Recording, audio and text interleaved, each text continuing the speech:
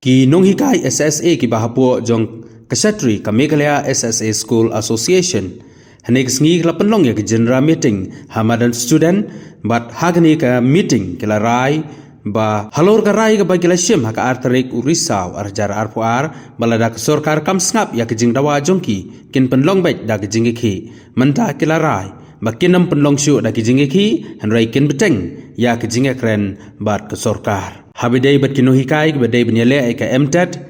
na kaleng jongki kala shim ya karai ba ka sorkar kan kentu blang ya baro kinohikai SSA ki barong kam ha la ni shwa ka sitarek ubnai naitung arajar arpo bakinyo benyale ya ke exam MTET kumjuro gil ajingmut ya sorkar bantung da ka empower committee banyakren halor kini kimat kiba ka MSSA kal ajingmut syak sorkar Matkit kot jongka kinlong na ka law department, finance department, personal department, planning commission, education department, but kentubro na ka association. Ka rai ka bangila shim menta ka singi hakani ka meeting ka bala long menta.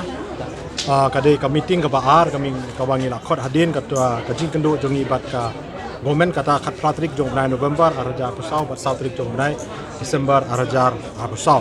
Karmangkong karai kabangila shim kalong ba yaktu karai kabangila shim hak atrik jong ubnai Oktober arja pusau balada ngimyo kano ka positive respond na gongen ngin penlong yaki program jingyaki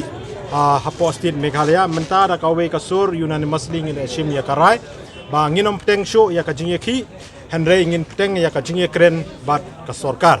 kabaar ngila shim ya karai ba hakabai dei bat kini kinong hikai ki badang dei banile ya ka MTET ngi ngela shim ya karai bamenta sngi ba ka sorkar kan an consider ya baro kino hikai SSA ki ba join hal nishwa ka shitrik ubna Julai 2000 arpo kabadai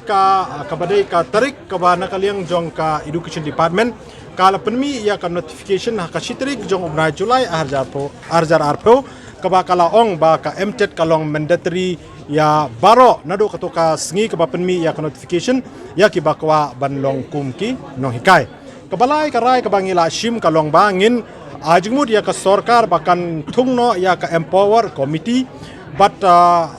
kit khot jong kan ka empower committee kindai na po law department personal department finance department planning department education department but kuntubro naka association but ya ki kam ki badangsa hakaban ya kren details hakabai dai but ki